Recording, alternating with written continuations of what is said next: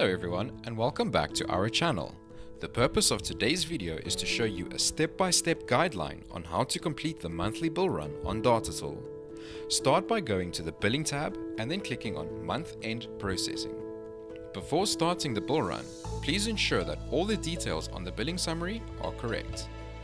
Once you are happy with the details in the billing summary, you can start by clicking on the Generate Recurring as seen here. A pop-up screen will appear to show you that you can double-check that the dates reflect as they should. Once you are happy with the dates, click on Generate Now. Please note that this will take a while to complete, but this is a crucial step that needs to be completed before generating draft invoices. Once that is completed, we will move on to generate the draft invoices.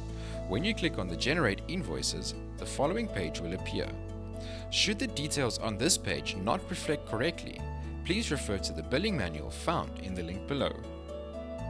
Then you can click on Generate Now.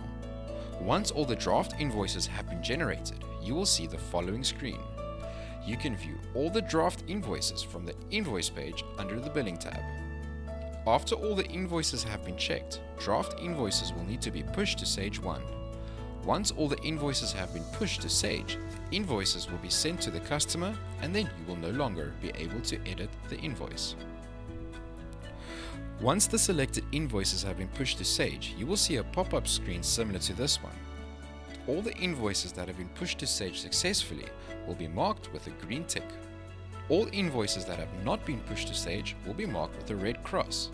If you need any assistance in getting these invoices pushed to Sage 1, please do not hesitate to contact our support line.